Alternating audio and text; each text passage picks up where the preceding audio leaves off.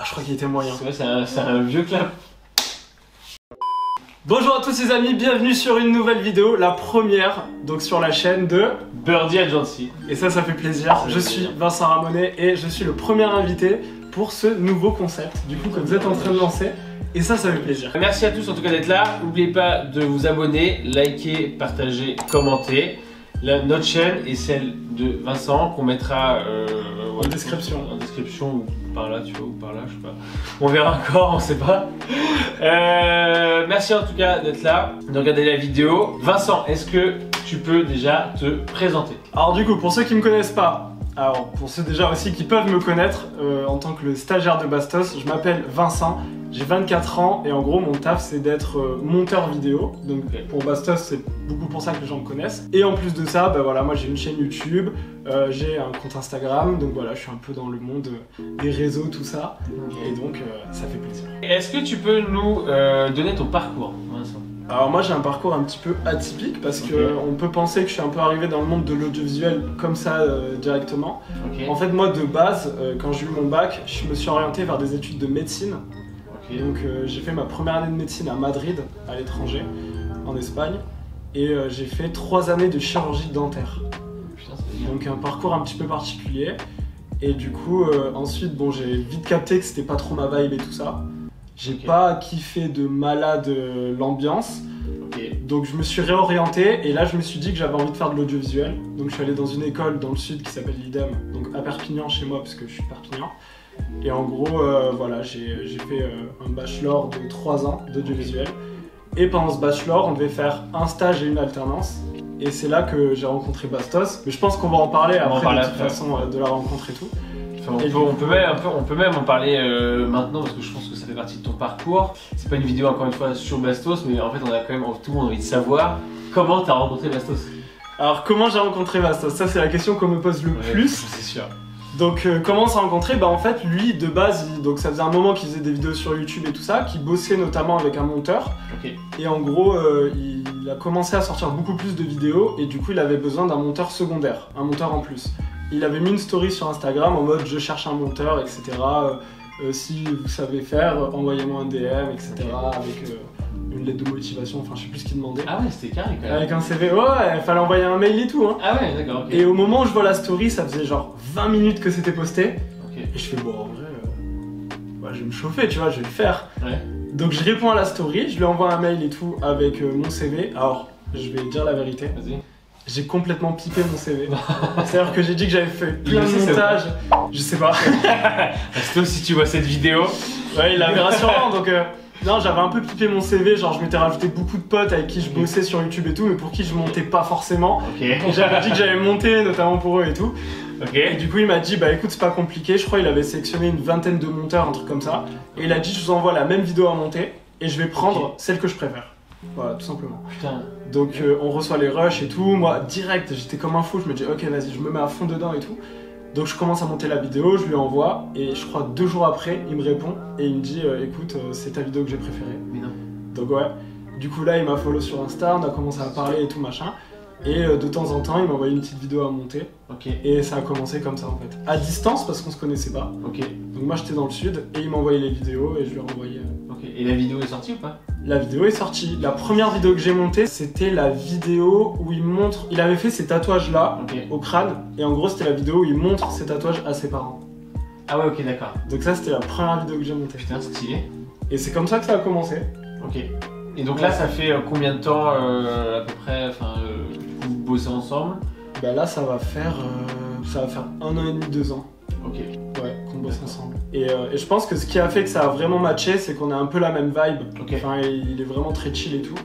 Et quand on s'est rencontrés pour la première fois en vrai, parce que ça aussi c'est cool du coup à savoir, c'est que moi je venais sur Paris, c'était pour le nouvel an. En fait quand on a commencé à bosser ensemble, c'était genre en septembre. Et je montais à Paris pour le nouvel an en décembre. Et donc là ça faisait combien de temps que vous bossiez ensemble sans se voir? Sans se voir, ça faisait septembre, octobre, novembre, décembre, 3 mois. Donc tu vois, ça faisait pas longtemps, ça faisait 3 mois qu'on bossait ensemble. Et je montais sur Paris et tout. Et je lui dis bah vas-y je suis sur Paris, là j'étais en train de monter une vidéo en plus à ce moment-là. Et je lui dis par contre genre j'ai une connexion wifi qui est pourrie. Donc est-ce que ça te dérange si je te passe directement, je peux passer chez toi ou tu airdrop truc. Ouais, voilà, il m'a dit bah vas-y, passe. Moi j'étais en mode ok. Stylé. Ok, ça y est, on va se rencontrer, c'est bon, la pression. Ok. Et du coup, je suis allé chez lui. Et là, vraiment, ça a été révélation de ouf. Genre, on s'est hyper bien entendu. Je devais rester genre 5 minutes, tu vois, lui donner la vidéo et repartir. Et au final, je suis resté 3 heures, on a beaucoup parlé. Il était avec un pote à lui en plus à ce moment-là, qui s'appelle Eddie, qui a fait Les Princes de l'amour, que j'embrasse évidemment. Eddie, qui est hyper cool. C'est lui, Eddie. Salut Eddie. Et ça s'est hyper bien passé. Et là, je me suis dit, putain, ça me ferait quand même kiffer de venir sur Paris et de bosser ici, tu vois. Ok. Et après, ça tombait bien parce que j'avais un stage à faire de 2 mois en entreprise. Et du coup, je lui ai proposé comme ça, vas-y, on s'est rencontrés, cette chef et tout. Ok, et du coup, c'est là où tu es devenu son stagiaire. Et c'est là où le stage a commencé et que je suis devenu le stagiaire de Bastos et tout. Ouais. Stylé quand même. Tout part de là. Ouais, c'était par de là, Ah ouais. c'est stylé. Franchement, putain, très stylé. Donc là, ça fait 1 an et demi que vous bossez un peu ensemble. Ouais, c'est ça. Putain, très stylé. Franchement, très très cool. Super. Du coup, bah là, on est quand même là ici pour parler de toi. Donc moi, ce qui m'intéresse, c'est de savoir c'est quoi une journée type avec Vincent. Waouh, c'est ça. Alors déjà, faut savoir un truc, c'est qu'il n'y a jamais de journée type parce que tous les jours ça change. Ok. Moi, je suis quelqu'un. De base, je suis très organisé. C'est-à-dire que j'ai mon emploi du temps, j'aime bien savoir ce que je fais le lendemain, etc. Maintenant que je travaille dans ce milieu-là, c'est plus possible. C'est-à-dire que c'est le matin, tu te lèves, tu découvres ta journée, tu vois, littéralement. Donc c'est un nouveau mode de vie qui est très rapide où il faut souvent être dispo, savoir se préparer vite pour bouger à des events quand il y a un event qui va se mettre en place. Quand il y a un tournage YouTube qui va se préparer au dernier moment.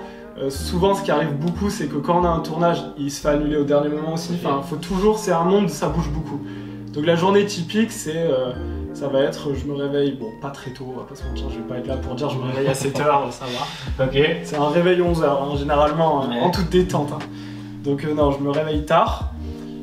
Journée typique, après voilà, je me prépare et tout. Souvent le midi et tout ça, je me mets sur les montages, enfin tu vois, en début de matinée tout tranquille. Je monte un petit peu et tout. Ça représente quoi, excuse-moi je te coupe, mais ça représente quoi le volume justement que tu as à monter de vidéos? Parce que Bastos il sort pas des vidéos, j'imagine, tous les jours. Il sort 2 vidéos par semaine. Après on est plusieurs monteurs, il n'y a pas comment, en tout on est 3. Et du coup moi en moyenne j'en monte 1 par semaine. Donc je fais un montage, ce qui représente à peu près 3 jours de travail sur une vidéo. Donc, sur une vidéo de combien de temps à peu près? Sur une vidéo de 15 minutes. Ok, toi t'as 3 jours de taf, parce qu'en fait tu reçois les rushs d'un coup C'est ça, il m'envoie les rushs. Moi après je me mets sur le montage, donc il y a plein d'étapes, etc. On va pas parler technique, mais en gros voilà, tu fais d'abord ton montage basique, cut, après les effets, la musique, le machin et tout. Donc ouais, il y a à peu près 3 jours. Et voilà, après c'est pas 3 jours pleins, tu vois, parce que comme je t'ai dit, tu vois, il y a beaucoup de trucs aussi qui se passent pendant les journées avec les events et les trucs, donc c'est pas une journée où tu vas être à fond dessus, mais voilà, en moyenne 3 jours. Et en plus de ça, il faut que je monte mes vidéos pour moi aussi, et il fait des lives sur Twitch maintenant, depuis pas très très longtemps. Donc pareil, il m'envoie aussi les lives et il faut couper et tout ça. Donc tu vois, ça fait quand même pas mal de jours de montage sur une semaine, tu vois. Enfin, il n'y a pas une journée où je vais pas faire de montage, tu vois. Je vois ce que tu veux dire. Mais là aujourd'hui, tu as une communauté sur Instagram. Est-ce que cette communauté-là, elle te sert, soit déjà, est-ce que tu l'as monétisée ou pas du tout, enfin... En fait, ça dépend. Monétiser une communauté, c'est juste faire des placements de produits. Exactement, ouais. J'en fais pas énormément. Alors, c'est pas que j'ai pas beaucoup de demandes, parce qu'au contraire, j'en ai beaucoup. Ouais, j'imagine. Mais le truc, c'est que vu que c'est pas quelque chose qui moi me sert à vivre, enfin je dis pas des placements de produits, c'est pas mon travail, je préfère faire des placements, tu vois, qui vont soit intéresser ma communauté, soit qui vont m'intéresser moi, tu vois. Moi je suis beaucoup suivi par des filles, donc je peux pas non plus faire que des placements pour des trucs de gars, tu vois. Comment t'expliques le fait que tu sois suivi principalement par des filles, justement? En vrai je sais pas trop, mais je sais que pour Bastos c'est pareil, tu vois, il a une majorité de filles qui le suivent, donc je pense que j'ai un peu hérité de sa communauté, une partie de sa communauté. Donc moi, pour juste donner un chiffre, c'est 80%. Ah quand même. Ouais. Ok. 80. Donc c'est beaucoup, donc c'est pour ça que je peux pas faire des placements, tu vois, pour des skateboards ou des trucs comme ça, parce que ça marchera moins, mais je peux pas non plus faire des placements pour des soutiens-gorge, tu vois ce que je veux dire. Donc faut trouver le juste milieu, c'est pour ça que les placements c'est un petit peu difficile et faut... voilà. Et donc toi t'es le genre justement de créateur de contenu qui a pas envie de faire un placement de produit pour faire un placement de produit, si je comprends bien. Ouais, non, pas du tout. Moi ma communauté en fait je la vois plus comme justement comme des potes en fait, si tu veux. Okay, parce que j'échange énormément avec les gens sur les réseaux. C'est vrai, ouais. Et du coup, en fait, c'est plus. Moi, j'ai envie de les faire kiffer en fait. Okay. J'ai envie de les faire kiffer, c'est pour ça que j'ai créé ma chaîne YouTube. C'est que je propose des contenus avec beaucoup de divertissement. Et j'ai vraiment envie, voilà, je partage mon quotidien en story, je partage sur YouTube plein d'anecdotes sur moi, sur mes potes. C'est vrai que j'ai des potes de milieux, on va dire, un peu particuliers. C'est quoi un peu les milieux, vas-y? Bah, ma meilleure amie, actrice porno. Ok, super. Donc, voilà. D'accord. Donc, Lola Bellucci, que j'embrasse. Okay. On l'embrasse aussi, du coup. On embrasse tout le monde. Et on embrasse tout le monde aujourd'hui.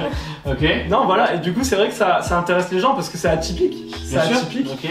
Et en plus, on a sorti un podcast sur sa chaîne il n'y a pas si longtemps que ça, où on parle un petit peu de notre rencontre et tout.